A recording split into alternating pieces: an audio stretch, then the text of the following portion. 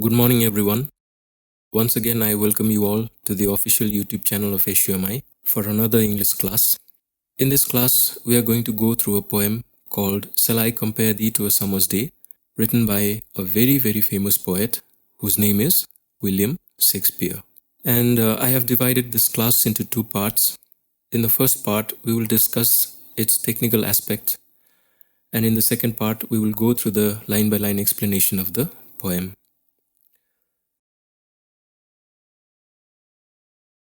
Here is the poem. It's a typical sonnet, and I presume that by now you have a fair idea about this particular genre of poetry. It's a poem of 14 lines. Let's talk about its feet and meter first. But even before that, I would like you to know that poetry is like music, right? And it's got a rhythm. For example, even for a musician, while he plays his instrument, there are so many mathematical calculations going on in his mind. For example, let's take a drummer, okay? While he plays his drum kit, he has to remember exactly when he has to play the kick drum and when he has to repeat the snare drum. Otherwise, if he plays randomly, that will disturb the entire rhythm and you will not be able to create a kind of a nice rhythm. So therefore, it's very important that certain sounds repeat at certain intervals, okay? Likewise, in the poem also, there is a rhythm, okay? And this rhythm is based on sound, which repeats itself at certain intervals and creates a nice sound, which are called syllables. So if you take the first line, let's scan the first line. You can see that it's divided into 5 feet. Shall I compare thee to a summer's day? And each feet there are 2 sounds, right? Shall I compare thee to a summer's day? But if you listen to the sound carefully, every second sound is much more prominent than the first one.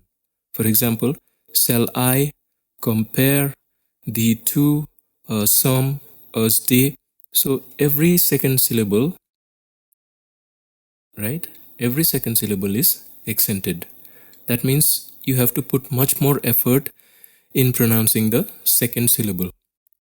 It's also called stressed, okay? Whereas the first syllable is usually unstressed, okay, unaccented. This is the symbol for unstressed syllable and this is the symbol for stressed syllable.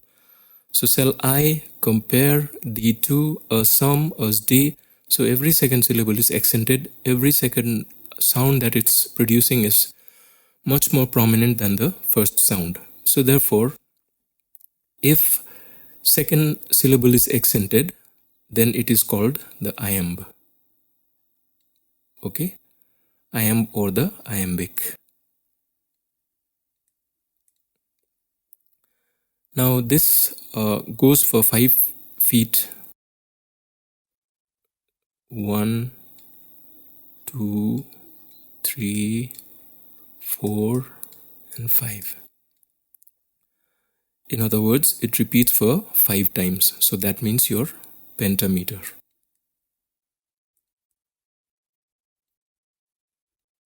Okay.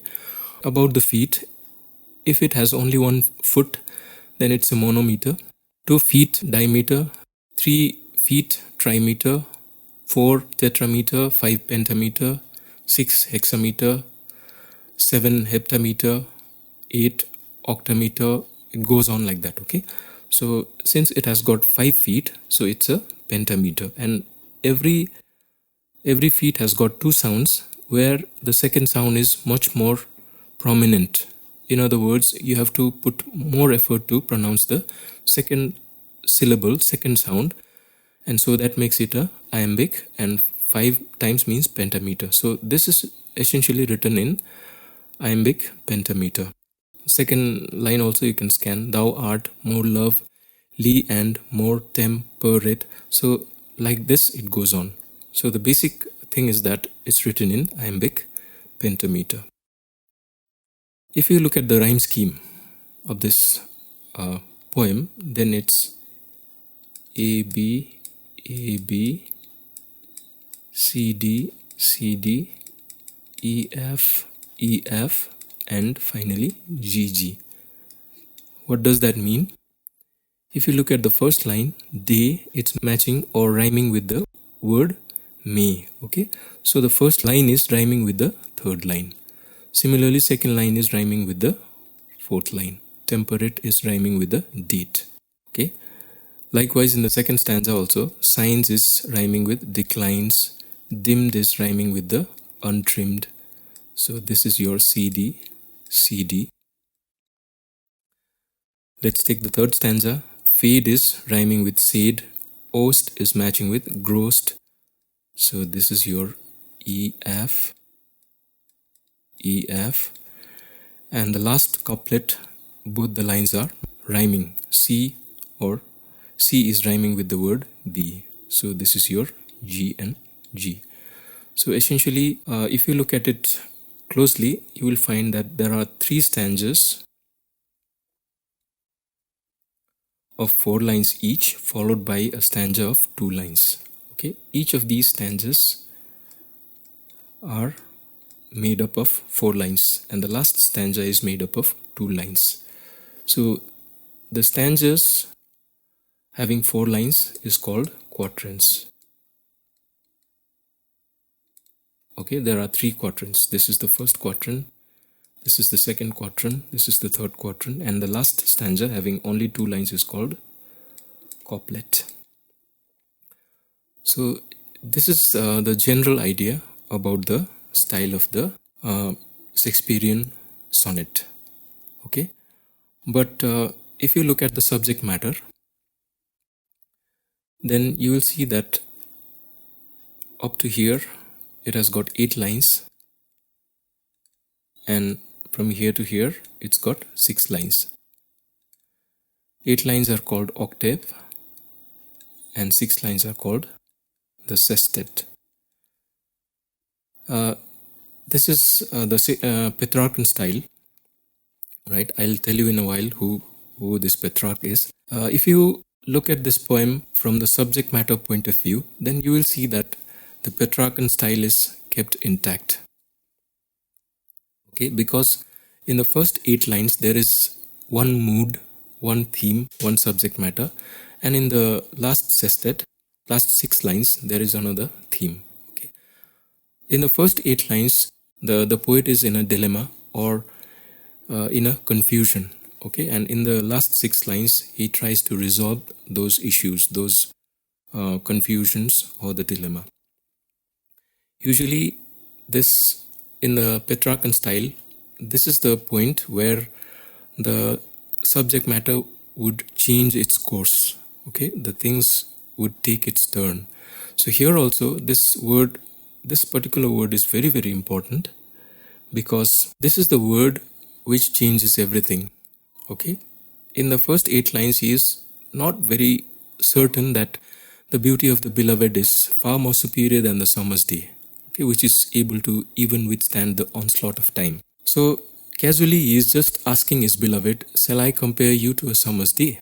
But by this 9th line, he is more or less sure, and he says, thy eternal summer shall not fade. So this changes everything. The tone of the poem is changed here. So this transition is very, very important. Okay, so if you look at if you consider the subject matter, then the Petrarchan style is there, and towards the end we come to know that it's not even a comparison. Okay, it's in fact a contrast, because we know that the beauty of the beloved is far more superior than the short summer's day. Okay, so this is the general idea behind the style, its feet and meter, Shakespearean variations in the sonnet. Now, let's take a few minutes to see how this particular genre of poetry evolved. Okay, so in the 14th century, there was a man named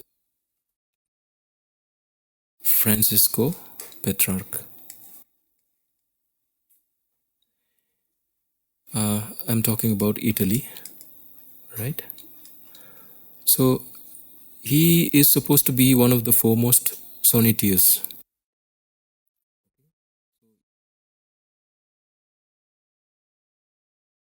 You can say he was a pioneer, okay, as far as sonnet is concerned. He wrote in this form for a while, he gained recognition, he made a name for himself, but then disappeared from the scene. Again, in the 16th century, you should not forget the names of these two uh, poets if you're talking about the evolution of sonnet. The first one is Sir Thomas Watt,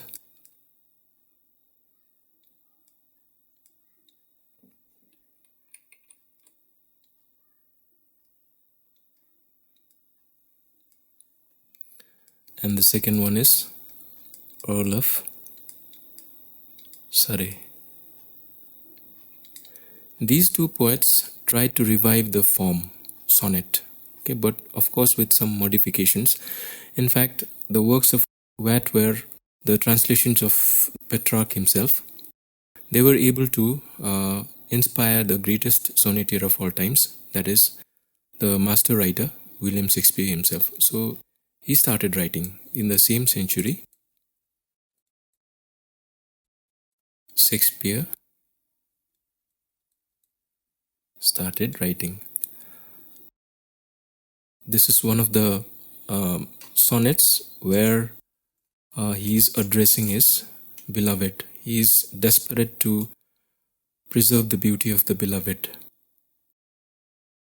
So that was the evolution of sonnet in a nutshell. And of course, I have not mentioned a few other important sonnetiers because I feel it's not that important, like John Donne.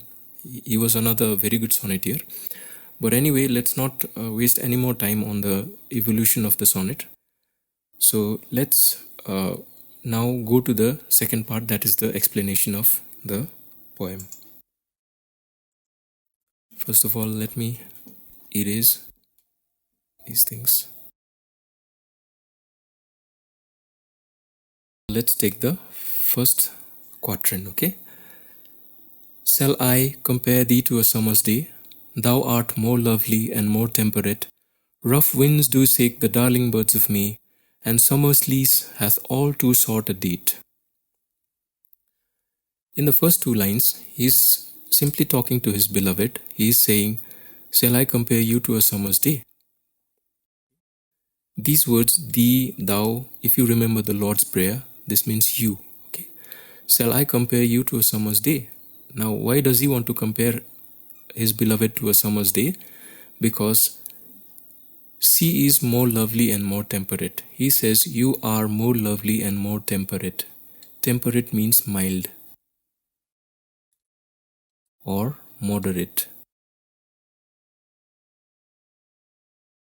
He is comparing the beauty of the beloved to a summer's day in order to emphasize that she is much more pleasant, much more mild, much more consistent than a summer's day. Because summer's day is not very consistent. Sometimes the sun shines very brightly, making the day very hot, and at other times the sun is concealed behind the clouds, and so therefore it's even hard for us to know exactly where the sun is. So that inconsistent summer's day is uh, not equal to the beauty of the beloved. Okay, so that is why he is comparing the uh, beloved's beauty with the short summer's day. And in the last two lines, we are introduced to an idea that everything beautiful must succumb to the strong force of nature. Everything beautiful must come to an end. Okay, all the beautiful things, like a flower, it dies after blooming for a few days, it withers away. So he says, rough winds do shake the darling birds of me, darling birds of me, all the tender, beautiful flowers which are just coming up. Their very existence is threatened by the strong winds that blow in the month of May. Okay? And summer's lease hath all too short a date. Lease. The meaning of the word lease is temporary ownership.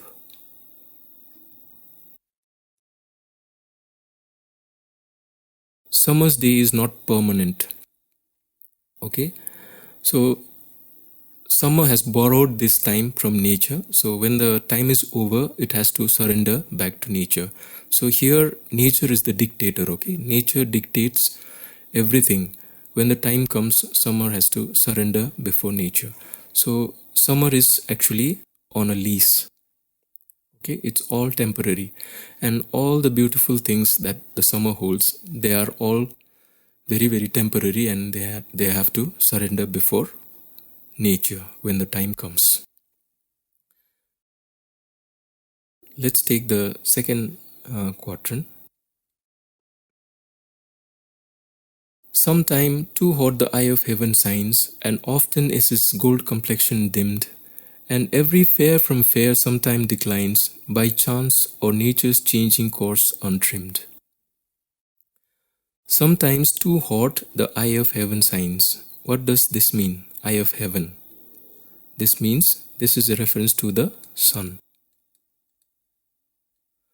Okay, as I told you, summer is not that consistent. So sometimes the days are too hot because the sun shines brightly. So the eye of heaven shines, and often is his gold complexion dimmed. The very next day, the sun is disappeared. It is concealed behind the cloud. So therefore, you won't see the golden complexion of the sun, golden color of the sun. Okay, it's dimmed. It's disappeared. So often is his gold complexion dimmed. All these words, dimmed, decline, fade, they are synonyms. And every fair from fair sometime declines. Okay, he first gives the example of the nature, example of a summer's day, and then he again goes back to his dilemma. He expresses his trouble that everything beautiful, they are coming to an end. All the beautiful things, the flowers, the short summer's day, they do not last forever. So in his mind, he is worried about the beauty of the beloved. Okay, so what will happen to my beloved if everything is coming to an end? So her beauty also will come to an end someday. So that worry is there in his mind. Okay, so he says, every fair from fair sometime declines. All the beautiful things, they decline, they die, by chance or nature's changing course untrimmed. What makes them die? What makes them wither away? Nature's changing course. Nature's changing course means nature is changing constantly. Summer is not staying forever. Summer gives way to another season. Okay, we are born in this world. One day we have to say goodbye to our near and dear ones. So everything is changing. Okay, that cycle is constantly moving forward. You cannot stop the hand of time, even for a while. So he is worried, and he says, all the fair, all the beautiful things, they are coming to an end. And the nature's changing course is causing them to die, causing them to disappear from this world. And this course, this routine of nature itself is untrimmed. It's not going to change. We cannot change the rule of nature. We cannot say, I want to remain younger for a year. You cannot stop the hand of time. So therefore, nature's changing course is always untrimmed. It's unchanged. Okay. So this completes your octave. And by now you can clearly see the mood. He is worried. He does not know what to do in order to preserve the beauty of the beloved, which he wants to preserve so desperately.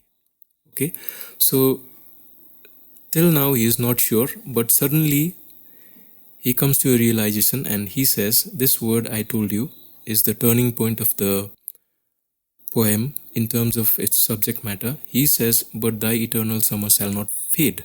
All of a sudden he says, something strikes in his mind and he says, your eternal summer shall not fade, your beauty shall not fade. Even though I know that everything beautiful is coming to an end, all the beautiful flowers, they are declining, they are dimmed, they are fading away, okay, they are dying. But I know that your eternal summer shall not fade, your beauty shall not fade. And he says this with a lot of confidence, okay? We will come to know why. Nor lose possession of that fair thou owest. Lose possession. Okay, I told you the meaning of the word lease. It's a temporary ownership, and when the time is over, you have to return back to nature. But you will not lose your possession. You will not surrender before nature. You will not lose possession. You don't come on lease. Okay, so you will not lose possession of that fair thou owest. The beauty that you possess, you will not lose. I will make sure that you don't lose the beauty that you possess. Nature cannot dictate terms with you. Okay, you cannot surrender before the dictates of nature. Okay, so you are not going to lose possession of what you own. Nor shall death brag thou wanderest in his seed. There is another character, death. And this character is very, very proud. It's bragging about its power all the time. It says, when I come, you have no choice. You have to come with me. So death is bragging about its power all the time. And the poet says, even death, which is so powerful, it cannot brag as far as your beauty is concerned. Okay, death cannot brag. You shall not succumb to death anymore. Because when in eternal lines to time thou growest, you will grow. Okay, you will not dim, you will not decline, you will not fade, you will not die, but you will grow. This is the opposite of these synonyms. You will not die, but you will grow. And where will you grow? You will grow in the eternal lines. What are these eternal lines? Eternal lines means his poetry. So here you will see that the poet is glorifying his work of art. He is telling you that his poem is so powerful that even the dictates of time cannot take away the beauty of the beloved. Okay, even the stronghold of time cannot dictate terms with the beloved, because her beauty is so much precious. He has finally found out a way to preserve the beauty, and that way is the eternal lines. He is glorifying art, he is glorifying his work of art, that is the poetry itself. So you will grow in my eternal lines. You will not die. Now this is the third quatrain. In the last couplet you will see, so long as men can breathe or eyes can see, so long lives this, and this gives life to thee. As long as men are alive, as long as they have eyes. Now, what is the use of the eyes? The eyes are used to go through this poetry. As long as they have eyes, as long as they are alive, they will surely go through this particular poem, and where I have preserved your beauty. Okay, it's like a photograph. Your beauty is preserved in my sonnet. So as long as men can breathe or eyes can see, as long as men are alive, as long as they can see, they will go through this poem and they will find you still beautiful. Even after so many years, so many decades, you will still be beautiful in my sonnet. Okay, so long lives this, and this gives life to thee. What is this? This means not the poetry in general, but this means this particular sonnet. Okay, so long lives this. As long as men are alive, as long as they can read, they will go through this sonnet, and this sonnet will give life to thee. This sonnet will glorify you. You will grow in my sonnet. You will not die, but you will grow in my sonnet. So in this way, he is able to defeat the wrecking hand of time. He is able to defeat the ravages of time. So I hope I was able to make it clear. If there is any idea that you do not understand, you can contact me in my personal WhatsApp number. So with this, we come to the end of this class. We will meet again in the next class. Thank you.